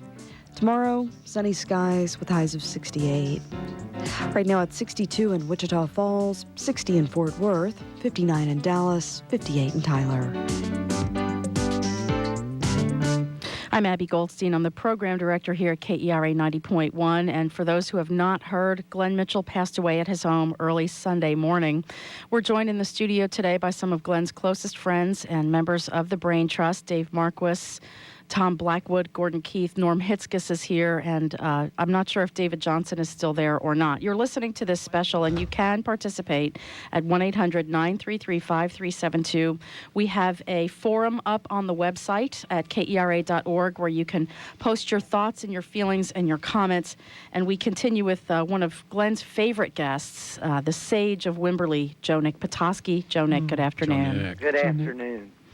I just wanted to say that I really did start as a fan first and then as a colleague. And going back to KFAD and K-News and really the early days at KERA, I remember Glenn let me bring up my records, and we spent, I don't know how long we spent that first time. We played nothing but Texas music. But I do remember someone came to the back, they found the station, and it was a Mexican-American gentleman who didn't speak a lick of English, but since we were playing all this good music, he wanted to bring his 45 that his conjunto had recorded. And I thought, you know, that's what radio's supposed to do. I really feel lucky that I got to sit around the old electronic campfire with Glenn, and he really did read the books. Mm-hmm. So, and Joe Nick, you two seem to have that special rapport when it came to talking about music and spinning music. Well, you know, I've heard John Calvin invoked in great philosophers in national security defense, but he could articulate and definitely knew that Fire Engine was a better version than You're Gonna Miss Me when it came down to the 13th floor elevator. Mm-hmm. And to meet someone like that, I like to think I've got eclectic taste and that I'm a generalist, but man, he was the best. And Dallas has always had a great radio tradition. I mean, it's been the innovative market really in the whole world when you look at the context of radio and how it's evolved. But when I think back to all the great voices, and, you know, I grew up on old Jim Lowe and people like Jimmy Rabbit and some really great talent, but folks, we're about to learn that we've had the best run of them all, and I'm just really glad that I got to be part of it. Joe Nick, I'm so glad you called in. This is Dave, and I think all of us want listeners to know how much fun we have being on this show. Oh, I mean, this show is just a blast to be on. And it's what I look forward to, really. I mean, you know, doing TV is fun, doing other radios is interesting, but Glenn, you never knew what you were about to get, and he made me think. Even when I was the guest, he would make me think and kind of reassess the way I looked at the world. And man, you know, let's transcend radio. How many people do you know that can do that? And still be, you know, a polished pro, but a blast to be with. And I don't want it to end. I agree. Thank you, Joe Nick. You bet. It's I was just going to say, the thing that always impressed me about Glenn was Glenn had all this knowledge. He was so smart. And yet a lot of people who are so smart come across as, I know it all, and I know more than you. And Glenn never did that. Never. You always left Glenn saying, he knows a lot more than me. And about my subject. Well, people who pretend to be know-it-alls or knows-it-all tend not to. I mean, Glenn knew so much, and I think what made him so great was that he knew that there was a lot more to learn, and he was constantly adding and adding to what he didn't know. And he was never a guy to try to dominate a conversation or a dinner party. You know, you could have him over to dinner, and he wouldn't sit there and talk about, well, I interviewed Mike Wallace this week. You have to draw things out of him, in fact. And one of the great things about him is that he was never pushing himself. It was always about the knowledge or the book or what was interesting, the idea that was interesting. It was a great sense of humility. And it I think that's, again, what makes a great talk show host is the generosity to not be in the spotlight. But I feel like the other folks that I had a lot of fun knowing the off-the-air Glenn Mitchell. Oh, yeah. The off-the-air Glenn Mitchell was not a whole lot like the on-the-air Glenn Mitchell as far as he did not feel the constraints. And we've heard a lot of people talk about what a marvelous, sweet, humble, loving man Glenn Mitchell was. But the Mitch that I had a good time with was a curmudgeonly, witty, vicious sometimes, filthy, just hoot. Funny. A person who would be talking Play-Doh on one hand while he tripped an old lady with a bag full of groceries, just was, I never saw him do that, ladies and gentlemen. I could simply see the desire in his eyes. Very funny, very wicked, very funny. Not dry humor, arid. Was just a blast dark, because very you could dark. involve yourself in the fun of dark humor. with Mitch. And the most fun we had were the things that we did off the air during the breaks that we couldn't True. take on the air. We had golden moments that would have That's shut right. this place down. That's but- right. And we often would just right before we went on the air try to crack Glenn up so when the theme music went out he was laughing so hard he couldn't start the show, and did it sometimes. Well, Marquis never did it, but the rest of us. I didn't need to with Giacordo in the room. We have an email from Wayne. He says, as a conservative, I always looked forward to his program as an opportunity to relax and stop throwing things at my radio. Not that Glenn came across as a conservative, but his program was one of the only spots on the radio dial that was not obviously promoting an agenda, or perhaps the only program on NPR that was not blatantly liberal. Does anyone know Glenn's political leanings? Not from listening to his program. Yeah, he might get into politics of the Peloponnesian War and take a side, but probably not. Did you know where he That was the stood? great thing about it. I kept drilling him on it. Wait, David's got a comment. Go ahead, sorry. David. No, I was just going to say, Glenn could and would routinely play either side. I would think it was part of the sport. Oh, He yeah. could find the argument, the pros and the cons on both. I mean, he wrote stuff for the National Center for Policy Analysis, yeah. which is here and which has a very distinct, political agenda. But I don't know that he really bought that stuff. I don't really It's a know. libertarian joint, isn't it? I think it goes back to his curiosity that while he had certainly examined and delved into some of the politics of the 60s and 70s because those were prevalent at that time, he grew in his own political thought to challenge and think about everything. He challenged every idea that came along. So I don't think he was doctrinaire in any sense. There was no dogma to the man whatsoever, I think. I once asked him what his political leanings were, and he told me, but I'm not going to share. Please don't. I would prefer for it to remain a mystery.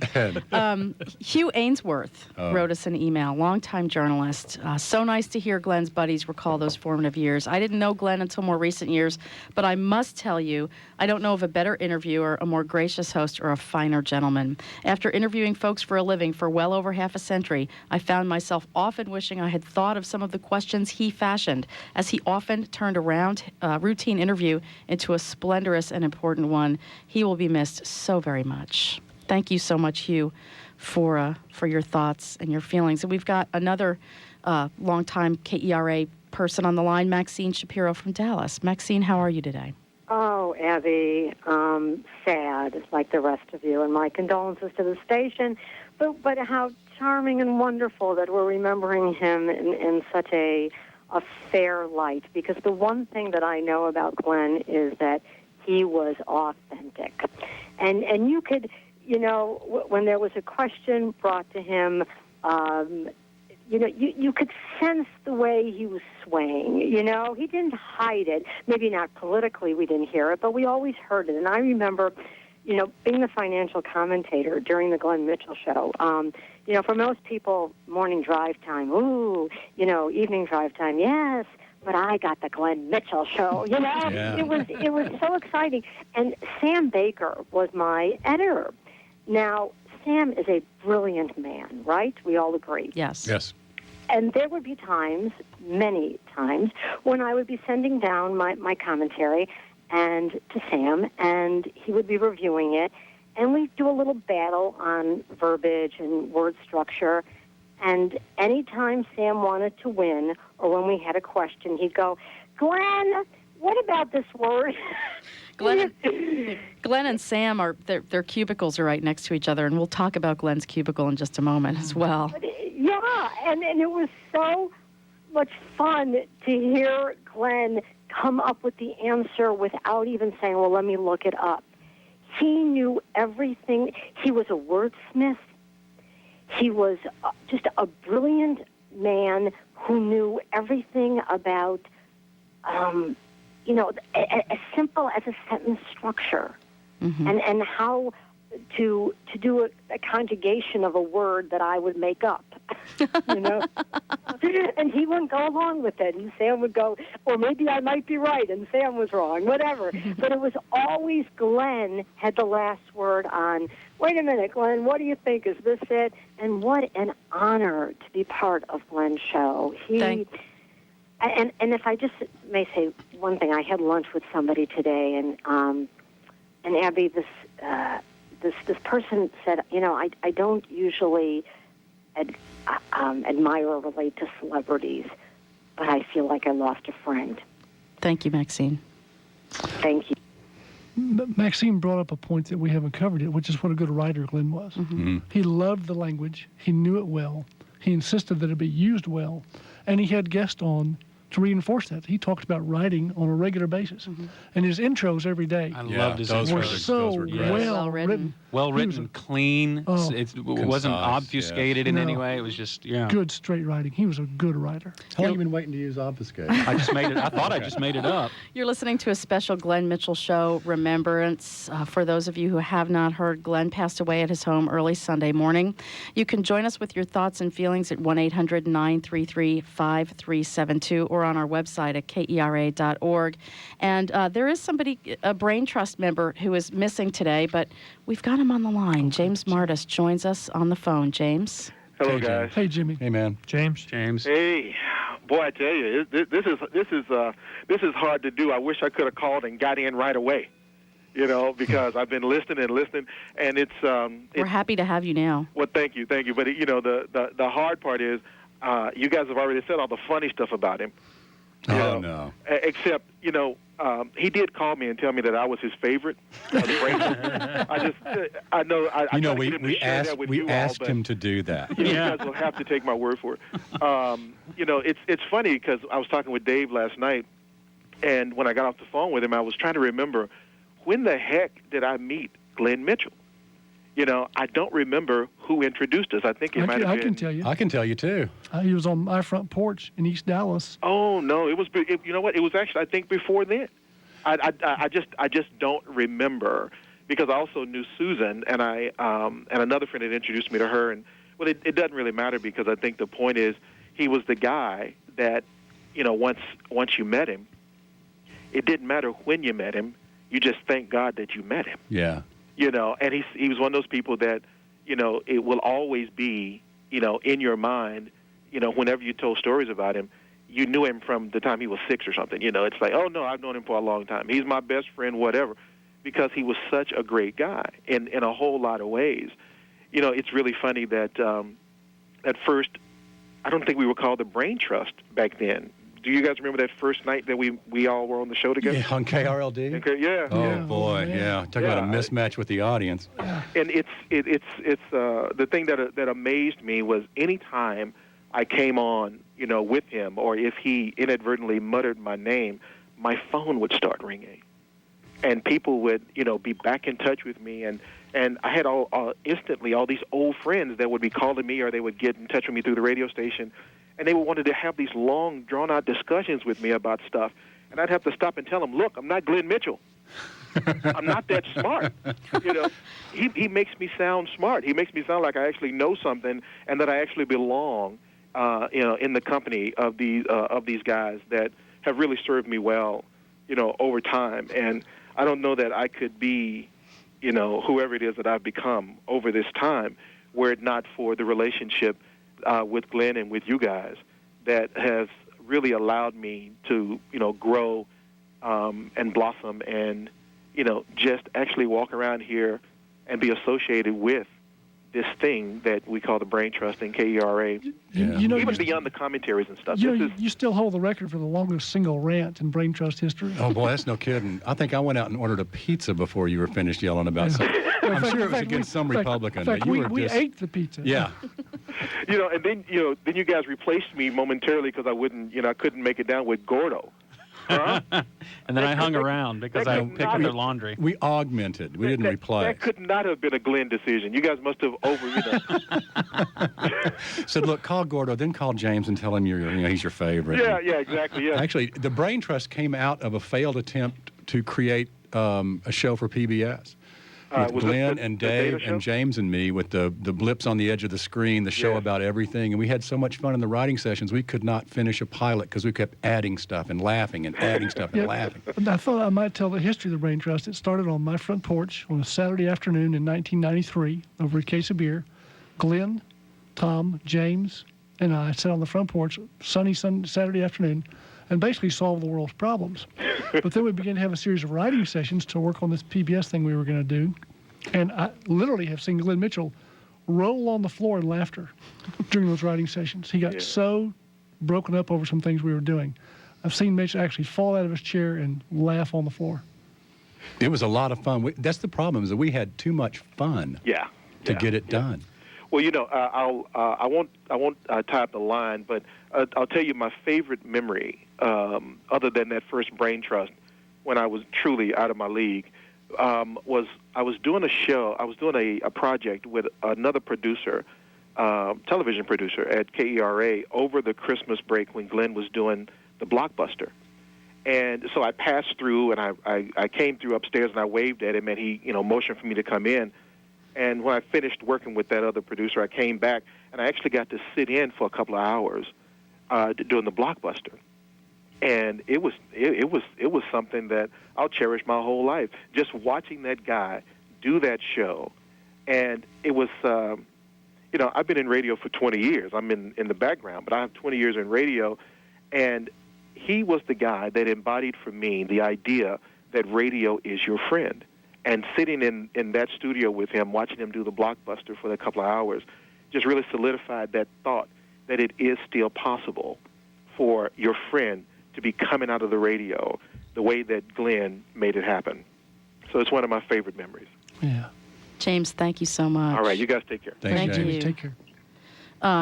Few times that, I've been managing Glenn for 5 years, and when I first came in to work with him and saw the way that he did the Blockbuster, I couldn't believe my eyes. It's like watching a good drummer. It was who's got things were going at the same flying time. through the studio, and everything that he had, all of the articles and the comments and the things that he had collected, the trivia things that he collected over the years were all on these yellowed little scraps of paper that he had scotch taped to other pieces of paper, and there were mountains of them scattered all around the studio. CDs, LPs scattered all over the studio with no organization, no rhyme or reason. And I stood there for the first hour and thought, how can he find anything?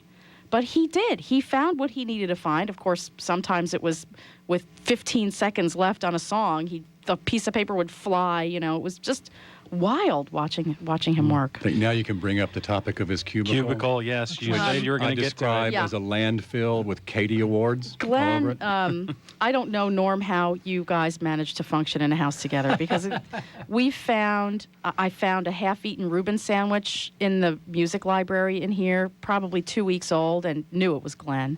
When, in fact, I immediately yelled, "Mitchell!" When we first went to 2 Hours and we hired a producer for Glenn, Kelly Pound was his first full-time producer, and she was wonderful. He had left some prep material on his desk for his second hour, and he asked Kelly to go to his cubicle and get this prep material. And she approached the cubicle, and the floor was covered with workout clothes, T-shirts, socks, newspapers, all kinds of papers. And she ventured a cautious step into the cubicle, and under her foot, it went crunch. She kicked aside the T-shirts and socks and newspapers and found a whole barbecued chicken in the plastic container from the grocery store that she had tread upon. Now, of course, it was still in the plastic. So Glenn's cubicle in the building here it's legend. But don't forget the stacks and stacks of books. Books everywhere. Stacks and stacks of books. Everywhere. Glenn would like to go out and have a good time when we were together. And we were always trying to invent ways where we could, because KERA back then was this shack over here that should have fallen down 20 times. Which was painted a color that was not found in nature. This thing the termites had finished with and gone on to something else, okay? Because they said, we don't want to be here when it collapses. But we would dream up stuff of how do we get in touch with our audience. And the horse racing trips, Louisiana was one of them. I made 3 of those trips. Weren't those great? Oh, they were great. And we had it all planned out. We're where we'd pick up the pizza and the drinks and then we did Meet Us at the Foul Pole. Where, remember that? Yes. Yeah, meet us at the foul pole. And Glenn and I would buy tickets down to bleachers and say, we're going to be at the foul pole tonight. Just meet us down there. And there'd be 50, 70, 80 people show up, and they'd have brownies, sandwiches, everything they'd bring in. It was just like a picnic down in the cheap seats. But Glenn was always up for doing something like that. One of my golden afternoons. Everyone in life has memories of just golden afternoons. It was in December, and I was on the show, and it was an end of the year best and worst. I don't know what the topic was exactly. I'm lucky I remember this day. But Daryl Beeson was one of the guests. The great Daryl Beeson, the wine critic who's on the show, or has been on the show often, as I call him, the great promoter of overpriced wine, took Glenn and me to a small Italian restaurant after the show on a Friday afternoon. And it happened to be 3 days before Daryl was getting married. It also happened to be after the lunch hour, so all the wine reps were there selling to the owner. So every wine rep knew Daryl, and they started sending bottles of wine opened for Daryl to taste. And Daryl tasted them, and then they sat on the table. And Mitch and I went, we feel somehow compelled to make sure that these things have not died in vain.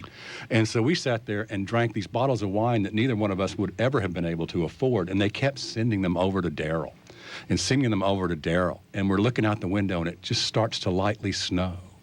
And so we were sitting there enjoying these marvelous expensive wine and appetizers from the restaurant and watching it snow out the window. And that's just one of those afternoons where you just kind of go, this was just wonderful. While Daryl would be saying, impertinent. And Mitch and I would be going, you guys are shirtless and high-fiving. You're listening to a special Glenn Mitchell Remembered. Grab it by the body, not the neck, for God's sake, For those of you who do not know, Glenn Mitchell passed away at his home early Sunday morning, and we are remembering Glenn as a friend and colleague, and you can join us at 1-800-933-5372 and online at KERA.org, where we have a forum set up for you to register your thoughts and your feelings. We were talking about Glenn's producer, Kelly Pound, and we have an email from Kelly. Oh, great. Her first day as Glenn's producer was September 10th, 2001. That's right, September 10th, 2001. I had one day of relative calm before all hell broke loose in the newsroom the next day. Glenn and I got through it the best we could, and of course Glenn's professionalism and desire to seek the truth and knowledge in all things helped all of us make sense of what happened. She says she'd like to share a little piece of Glenn most folks were never privy to as we were talking about his cubicle. She says, I'll never forget one day I went around to his side of the cubicle on a search for a book, for a program, and I stopped to marvel at the bizarre collection of items Glenn had gathered there. A few of the items were a Herb Albert and Tijuana brass LP, several pairs of tube socks, one left shoe, the right one was not to be found, an unopened bottle of red wine, and I think there were some Brazil nuts. His fans will always remember his great genius, and I'll always remember his cubicle with great fondness and love. Thank you, Kelly Pound Hawley. Thanks, Kelly. Let's get a call from a former KERA employee, Mark Lambert in Denton. Mark, how are you today? I'm good, Abby. A little shock. I couldn't believe it when I heard about it. But it's just wonderful listening to all these memories of Glenn. And I recall, the first time meeting him, I was just learning how to do radio, and I was in awe of the Sports Spectacular with Norm and Glenn and David Johnson, and seeing them pull all this off. Number of years I spent in the production director's chair at KERA, and I could always know when Glenn had been in the studio because I'd find a coffee cup with something growing in it a couple days later. I learned a lot from Glenn. He led by example of his work ethic. Things were never finished. You could always do a little better. And that was something neat to see and learn about in the early days of my career. Also, I remember him having his own business set up as a wordsmith, and I've always taken great pride in working with words. And you look up to Glenn and go, man, how did he think of that? Mark, thank you very, very much for your thoughts and your feelings today. Now, Glenn would also like to do, in many ways, he had a mind like yours, and Gordon, he would take something and you just run with it. One morning, I have no idea how this started, but we started, I do know how it started, then it got off track. We started talking about the fact that horses run a different direction in South America. But then... Because Glenn's horses went down the drain in both hemispheres. And then we talked about how the water goes down the toilet differently in South America. And then we started thinking, well, wait a minute, why do some horses run the wrong direction in England? That's above the equator. And I don't know where this went, but it took us like 20 minutes, and people called in with all these bizarre theories.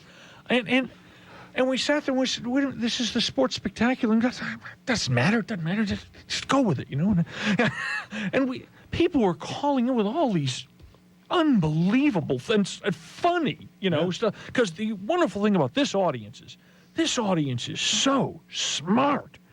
And if you just give them a chance to get a little twisted, they'll keep going. Very true. 1-800-933-5372. You can email us at kera.org. Let's get a call. We've got Robert holding in Dallas. And Robert, you've been so patient, and you have a brief anecdote you'd like to share with us? Yes, I heard the news last night on the way to see Paul McCartney. It was a great show. It took me right out of time and place. And when I got home, I was thinking about all the great music that's come to Dallas, and that made me think of all the times that Dallas has been mentioned in great music, which made me think about the line, Dallas has the soft machine from Truckin', which made me ask, what is the soft machine? And then I thought, I think it has something to do with the police department and the way they handle small drug possession offenses. I thought, where did I know that? Where did I hear that? And I thought it must have been the Friday Fish Truck Hour. And I thought, I'd like to get that right. I'll call in Friday. And then I remembered. I think that's going to be happening to a lot of people. Yeah. Robert, thank you so much. I do want to say that there have been discussions of memorial service. We have no concrete information at this time. Dave, if you'd like to elaborate on that. Right now, it's all pending, but we do plan a public memorial service probably early next week. And it'll be on websites. It'll be announced. I'm sure it'll be in some of the various media around town. So we didn't want to do it this week, it being Thanksgiving and so many people traveling. We want to make sure Glenn gets his due and people have a chance to come and participate, because it will be very special for everyone who considered Glenn special and a friend. And so do be looking for that announcement. We expect it'll be sometime early next week. We have Chuck from Dallas on the line, and Chuck has a comment about Glenn's politics and callers. Well, you talked a while ago about Glenn and his desire to, to not make his political leanings part of the show at all. And there were a few times that I really appreciated on the show when callers would try to attack Glenn's position on something. Usually they were trying to say he was a liberal, and I don't usually know where that came from.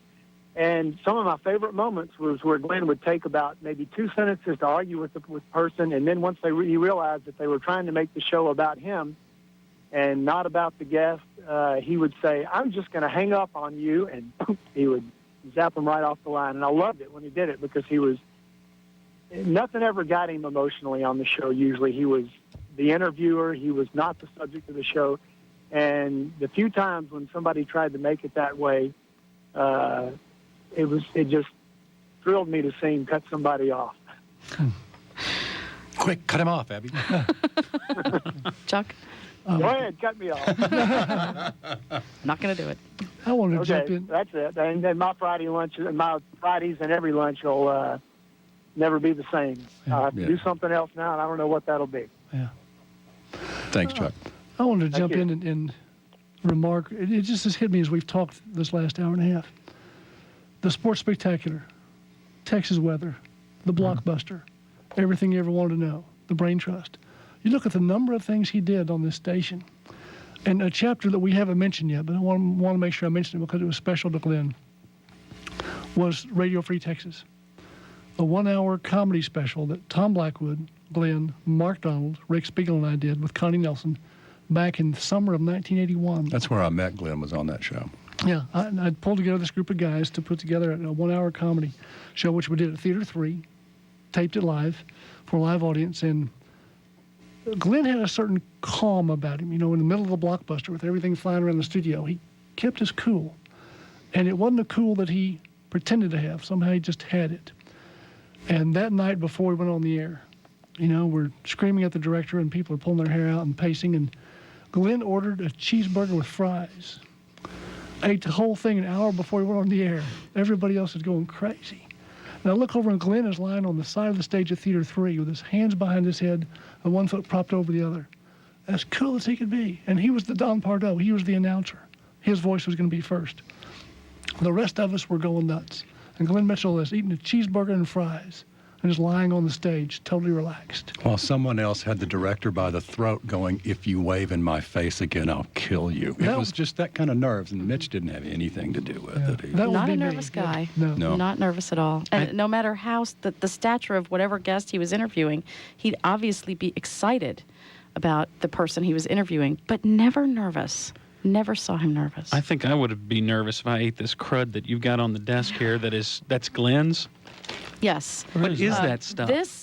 Glenn stuck to a heart healthy diet most of the time, and this is called the seafood combo paella mix. Looks like every day peanut brittle. Every day at lunch he would nuke this stuff in the microwave with some chicken broth. It is tuna, grouper, shrimp, octopus, cuttlefish, and squid. Look at that thing. Right. Around the office, we refer to this as Trinity stew or Galveston stew or chum, and it would funkify the entire floor. And we'd always know Glenn was having lunch. It's like a potpourri of hell. It looks like pieces of seafood that were run through a document shredder. It's just... I was on board with it till she got to cuttlefish. Yeah. But can you find it? Cuttlefish. In there? If I gave you 3 days and $1,000, where would you go to get a cuttlefish? Norm, I'll be your cuttlefish. I think that's something we'll discuss back at the ticket, Gordon. He's taking me up on it. They make cuttlefish flavored potato chips that they sell in Thailand. In Thailand or Tyler? Thailand. Oh, okay. 1-800-933. I would have believed either one, by the way. 5372. We have Jim Burnett from Athens, Texas, a retired park ranger and previous guest of Glenn's. On the line, Jim, welcome. Hello, thank you. I had the opportunity to be a guest on Glenn's show back in late August, and like all of you, was shocked and saddened by the news. But one of the wonderful things about Glenn was that although he had so many famous people on the show, he was also willing to host a first-time, basically unknown author, and he was just as warm and open in person as he sounds on the air. And I so appreciate the fact that he set the standard for talk radio about how you can be a gentleman and provide a forum for civil discourse on such a wide range of topics. And he and Jeff Whittington were a real pleasure to work with. And my experience on the show will always be a real highlight of my career as a new author. And my experience proved that you can still start writing even if you're well past the age to have an AARP card. And I just appreciate the chance to have been a part of his show and to have that experience. Thanks for letting us share our thoughts today. Jim, thank you so much. And along those lines, Mark Birnbaum wrote an email, and Mark and Glenn go way back as well. I was privileged to have been a guest on Glenn's show, usually to talk about a film I'd made. Marquis and Blackwood may not believe this, but for a very long time, I was just terrified when I had to confront a microphone, or God forbid, a camera. I was just so on the wrong side of the thing. But somehow, sitting across the table full of live microphones from Glenn, with everybody but my mother listening, he got me to relax and just talk. He never asked me anything I couldn't answer. He's replaceable. And to Susan, his wife, to me, to you guys, to the world, with much love, Mark Birnbaum. And, you know, that is, I think, one of the rare qualities of a great talk show host is putting every guest at ease. Anybody? I find it hard to believe Birnbaum found it hard to talk, but yeah, I think he meant irreplaceable in there. Let's get a call from Missy in Dallas. Missy, thanks for joining us. Hi, my name is Missy. I wanted to thank you guys for honoring Glenn today and express my gratitude for being a part of radio history. People, commented on his love of writing, but I was hoping you guys would comment on his love of the American language. He was forever having linguists and whatnot on the show, and I know it was passed on to a lot of his listeners, and I'm just grateful that I've had the opportunity to listen to Glenn when I could. Thank you so much, Missy. Yeah, Glenn really had a love of the language and often talked about language on the program and was very intrigued with different usage. It was quite a thing for him. Blackwood, you shared with him in that. Excuse me, I was reading. Yeah, he's sitting and reading. Well, I handed him an email. Language are a very important part of my life. What are you the president of? The Save the Noun Foundation. Yes. To prevent the verbing of nouns. Of course, which I just did by saying verbing. Yeah. Oh well. This is an email from the great Rick Spiegel. Says to all, if it's the mark of a professional to make the job look easy, then Glenn was the ultimate professional. Whether pitching, usually pantless, during TV pledge drives, scrambling to fill airtime if a guest got lost in transit, or wading through piles of information just before an interview or blockbuster, Glenn did it with ease and style. He was rarely flustered, if ever. I'm proud to have worked with him on several occasions and been a guest on several occasions. But far more, I'm grateful for all the hours of entertainment and enlightenment he provided. When Glenn left to do a short stint at KRLD some years ago, a void was created at KERA, one that lasted until he returned.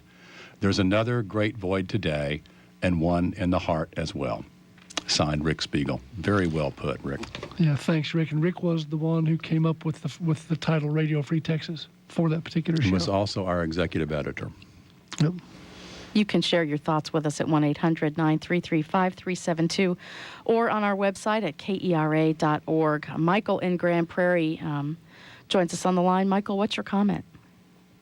Oh, I am honored to be part of this discussion. As a young Vietnam veteran that was on his way to Vietnam, Glenn creeped into my conscience on KNUS. And coming back from Vietnam, I listened to the logic and the focus of his words. And I'll present credentials towards the end because my credentials mean nothing. Everything rests on this gentleman. And it is a legacy that he has given my children. I have a 20-year-old son that has a 4.0 average in college who, as a young kid, listened on KERA to him. I have a 17-year-old daughter that listened to him. And as you have said all along, he never revealed his labels, and there were no labels. No labels. Oh, sorry. Hang on.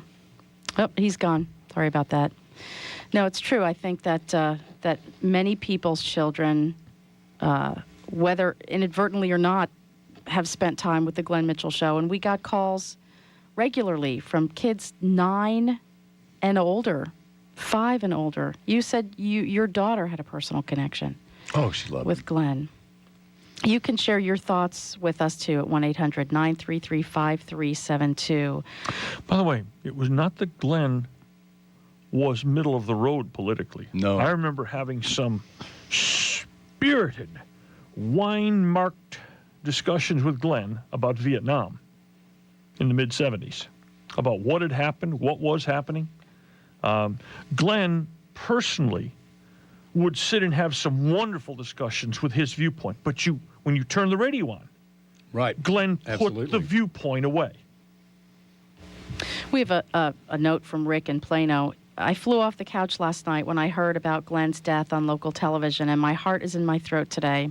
I think we all wish we could have known Glenn personally. Now I have to face the task of deciding when to remove his name from my email address book, a very unhappy prospect.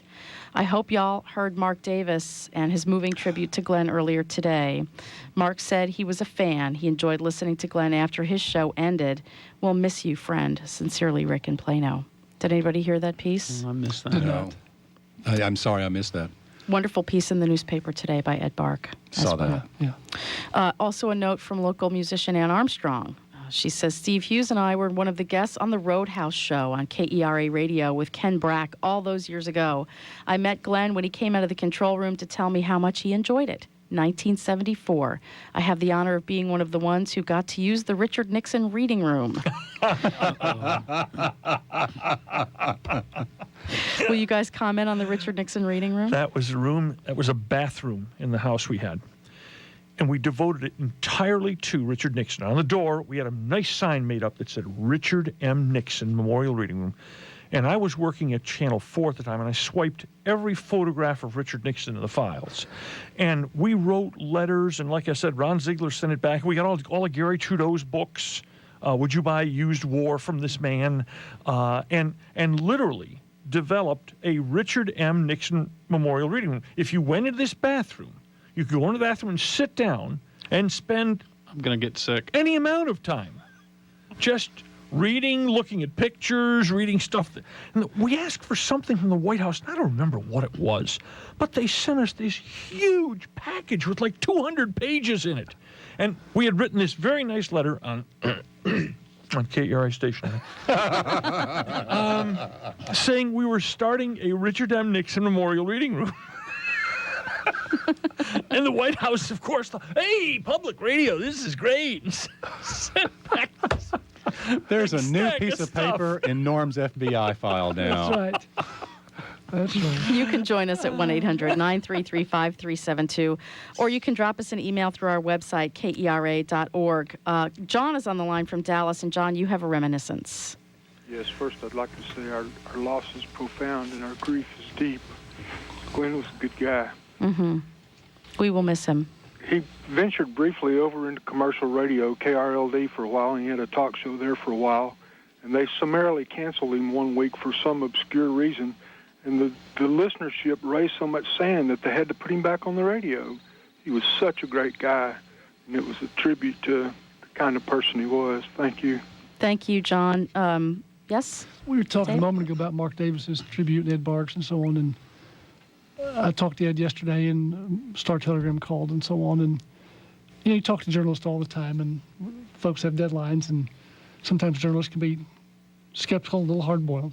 Not saying that Ed or the Star Telegram were, but yesterday, to deal with journalists who didn't want to write this story, the sadness in their voice. And these are people who write stories all the time. They have a job to do. But to talk to them and to hear in their voice their own loss and sadness, I think speaks volumes about how well respected Glenn was by people in the profession. But there was real sadness in the journalistic community. I talked to Bob Mong with the Morning News, executive editor of the Morning News yesterday, and he was taken aback, as we all were. It was just a huge void left, not only for listeners, but in the media world, in this whole part of the country right now. Think of who misses Glenn in radio. Nuts like the ticket. Okay. Anybody into music, I don't care what kind of music, talk show people, anything. There isn't a radio station in this city that I think didn't have some people who tuned in to listen to Glenn, no matter what they liked over the years or didn't like. Eventually, Glenn would bring it to the table and put it on a platter for you. Sometimes you'd say, oh, I can't make head nor tails of this, who's winning this oil war thing. But Glenn would sit there and patiently try to sort through it. In the end, you could say, those rotten people from such and such. Glenn wouldn't say it, but he'd gotten a bunch of answers. And I think the whole community will miss Glenn. And because Glenn brought something to the table that very few people bring anymore. And that's a talk show with absolutely no agenda to it. He wanted you, the listener, to make up your mind. And so many of the people who do talk shows right now come to the table with the idea that I will make up your mind for you. I don't know anyone in this part of the world who did more to inform the body politic on a variety of topics than Glenn Mitchell. No one covered as much ground and did more to inform more people and more voters.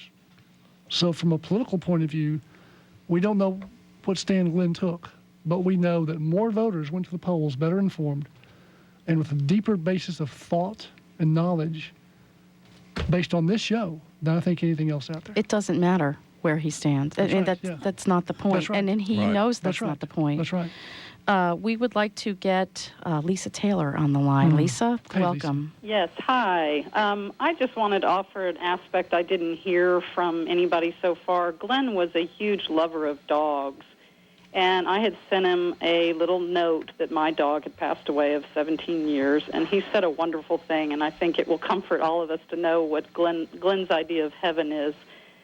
I'm quoting, "My thoughts are with you. They're your kids. However, much people tragically limited to only the two-legged variety find that idea peculiar, if not offensive.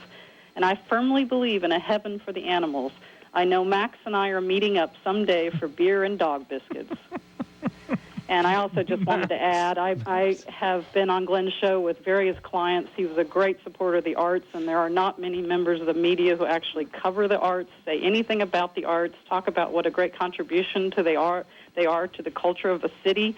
Glenn was one of those rare people, and the arts community is very devastated. We do not have another voice like him, except for perhaps Quinn Matthews at WRR. So I am traumatized, as I believe the rest of the art community is, by this loss.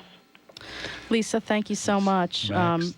Yeah, and you know, Max. my Great dog dog. passed away in February, and Glenn had some wonderful things to say to me as well in that instance. So yes, very much of a lover of dogs. You can send us your remembrances. We have a forum up on the website at KERA.org. We are getting close to the top of the hour, and I did want to let people know that there is discussion of a public memorial. Dave, if you want to elaborate. There will be a public memorial. Those arrangements are pending. We think it will be next Monday or Tuesday, sometime early next week. We can't do it this week with it being Thanksgiving. So many people already have plans, and we want to make sure Glenn gets his due and the respect he deserves in a memorial service, and also that people have a chance to attend. So listen, check the website. There will be notices, I'm sure, in the media throughout the city, but just be looking for the next several days. We think it'll be next Monday or Tuesday, but be aware. I think we have time for a call from Steve in Euless. Thanks, Abby. You know that I'm a frequent caller, and in Glenn, I found a kindred spirit that always wanted to find out one more thing, learn one more thing, and expand myself, expand my mind. And he will be sorely missed. But my favorite story, you two are such a great pair on the pledge drives. And I finally took him up on that a while back and brought in my bag of change. He took my last dimes, my last pennies, and I brought the bag of change down to the station. You guys are just amazing. And I think now of all those books I'm going to have to read because I will miss the reviews. Thank you so much. Thank you so much, Steve. I want to take a moment and talk about Glenn's voice. It was a great voice. I could listen to Glenn's voice all day long. It was never over the top, never pushed. It was clear, and you could listen to it all day long. I loved his voice and feel like it was just an integral part of all who he was, because it was never overstated, never overdone. I think he had one of the great radio voices because you could listen to it all day long. We have an email from one of our volunteers who would come in and answer phones during the Glenn Mitchell Show during membership campaigns. 2 things stick out from the times I've worked at the very busy Glenn Mitchell Show during drive shift. Glenn never failed to stick his head in the telephone room to acknowledge the volunteers and usually add a little flattery by calling us his A-team. And at the conclusion of taking a pledge, there's a space on the questionnaire where people can jot down comments. And one of the questions asks for the listeners' 2 favorite shows on KERA. We almost always fill in the first one before they answered. So predictable were the responses. You guys were his friends, but Glenn's listening audience has a stake in him too, and that is why we're asking for your thoughts and your comments at KERA.org. We have a forum available for you. We will have it up as long as we feel it's important to keep it up, and whatever comments or thoughts you wish to put forth, we're happy to hear from you. We have a few minutes left. Do you guys have any closing thoughts you would like to offer this afternoon on this day? You don't know how to sum it up, and I'm just, like I said, I just want to thank you guys for letting me come up here. I was only part of Glenn's life for the past, I don't know however long he's been listening. He contacted me 3 years ago. You guys have known him for over 20, but I like being the bookend on this side too. At least I'm a part of his story. And a lot of these listeners have lost a friend. The way they talk about us being friends with him, well, they were his friends too, because radio is such an intimate medium, and you get to know someone that way. And Glenn being an eternally curious person, if you believe that way, then heaven is certainly a great place for a naturally curious individual. No matter how good a friend you have, you usually don't speak to that best friend every day. You don't speak to that good friend every day. One of the great things about being a friend with Glenn Mitchell is that you got to hear him every day, and gonna sorely miss hearing Glenn. I think there's something that happens in a situation like this. You don't feel your own mortality every day. You always think you're going to be prepared for your own mortality, that you'll get some kind of warning in life. And when a person disappears like this, it makes you realize how precious the time you have, and how all of us, I think, in this room wish we could be as well remembered as Glenn Mitchell. A little bit of everybody who knew Glenn, and that could be from the person way out in the sticks who just said, "Hey, I've got to turn on Glenn on today," to those of us who knew him for a long time and thought, "That's the weirdest looking dog I've ever seen at the Mex," and things like that. A little bit of us died yesterday. And I know for you, the Brain Trust will never be the same. And for me, a lot of those memories, those phone calls and messages from Glenn, a little bit of everybody who knew Glenn died yesterday. Well, I was doing all right until now. When I'm working on a new play or a new book, I get up early and I write for several hours, and then I make sure I'm in there in the kitchen at noon. Fix that sandwich and turn the radio on and listen to Mitch. And I know for weeks, maybe months, I'm going to go in and turn that radio on. I'm going to be surprised when I don't hear Mitch. That's going to last a while. But that's all right. That just means I'm thinking of Mitch. That'll be okay. See you later, Mitch. For those of you that didn't know, Glenn Mitchell passed away yesterday morning at his home. Keep listening to KERA 90.1 for information about a public memorial service. We have an area on our website, kera.org, where you can post your thoughts and your comments. And we'll wrap it up with this email. And now Glenn, no doubt, has gone on to the place where indeed all questions are answered and all knowledge is revealed. If anyone out there goes to the same place, don't be surprised if it is Glenn who meets you and starts asking you a few questions. And don't be worried if that doesn't happen, for even if Glenn is quizzing you, it will seem like heaven. This is KERA 90.1, Dallas, Fort Worth, Denton.